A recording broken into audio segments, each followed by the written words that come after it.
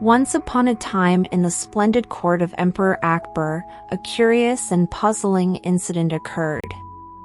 On a bright and sunny morning, a minister approached the emperor with a grave countenance.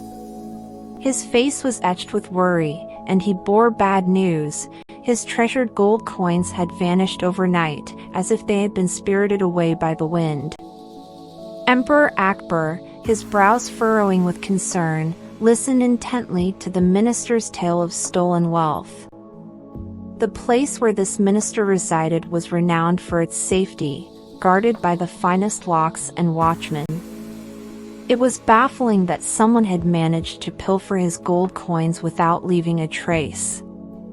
Suspicion weighed heavily in the air, and Akbar believed it could only be one of his own trusted ministers who lived nearby. Perplexed but determined to solve the mystery, the emperor turned to his witty and resourceful advisor, Birbal. "Birbal," he implored, "how can we uncover the thief among our ministers?" Birbal, his eyes glinting with cunning, hatched a clever plan. He ordered a donkey to be brought to the very spot where the unfortunate minister's coins had been stolen. The minister was bewildered but followed Birbal's instructions. "Listen carefully," Birbal commanded, addressing all the ministers gathered at the palace. "Each of you must approach the donkey and, with determination, lift its tail. As you do, you must declare, 'I did not steal the coins.'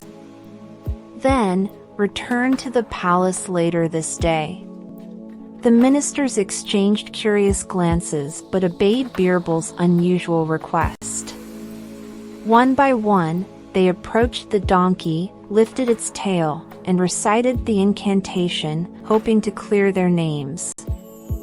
As the sun cast long shadows across the palace grounds, all the ministers had returned, including the minister who had reported the theft.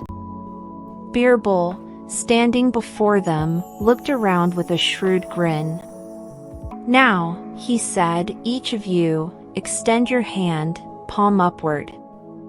The ministers, bewildered but eager to prove their innocence, complied with Birbal's request. They displayed their palms to Birbal, who examined each one closely. To the minister's astonishment, every hand, except for that of a certain minister named Salim Jaffer, bore a conspicuous black mark. The court erupted in whispers and gasps. It seemed as though the guilt of theft was distributed among them all, leaving only Salim Jaffer untarnished. But Birbal had a secret up his sleeve. You see, Birbal had painted the donkey's tail with a black coat of paint. He knew that the one minister who was guilty, in fear, would not touch the donkey's tail. Once again, Birbal's wit and ingenuity had triumphed, unveiling the thief among the ministers. Emperor Akbar was impressed by Birbal's remarkable deduction and rewarded him with 1,000 gleaming gold coins. And so, the court of Akbar celebrated the day when clever Birbal had outwitted the cunning thief and upheld justice with his brilliant scheme.